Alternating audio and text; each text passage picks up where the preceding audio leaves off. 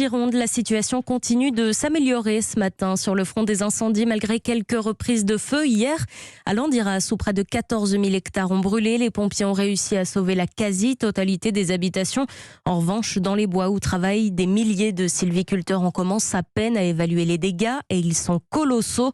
Le reportage de notre envoyé spécial Europe 1, Benjamin Peter. Anna avait 406 hectares de pins juste à côté de sa propriété familiale de Louchatz, tout ou presque a brûlé. C'est une belle retraite qui est partie en fumée.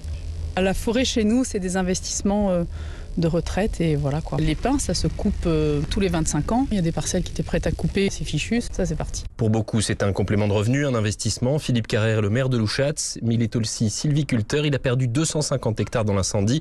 Il ne sait pas si les propriétaires s'en remettront. J'ai de la résine et j'ai de la terre noire dans les veines, quoi. Voilà. Mais c'est surtout une catastrophe économique. La forêt des Landes, c'est 30 000 emplois directs et indirects. Il y a des propriétaires qui ont tout sur la zone. Ces gens-là, ils sont morts comme leurs arbres. Pour Pierre Massé de l'association Défense des forêts contre l'incendie, seule une partie de ce qui a brûlé pourra être exploitée. Donc il y a une partie de ce bois qui pourra partir à la trituration pour faire la pâte à papier et peut-être une partie, on verra, je ne sais pas, pour faire de la palette. Mais ça, je ne sais pas, ça dépend aussi de l'impact du feu sur les arbres. Et se posera ensuite la question de replanter. Mais certains me confiaient qu'après les tempêtes successives et maintenant l'incendie, ils n'étaient pas sûrs d'avoir le courage de tout recommencer. Autour de Landiras, Benjamin Peter, Europe 1.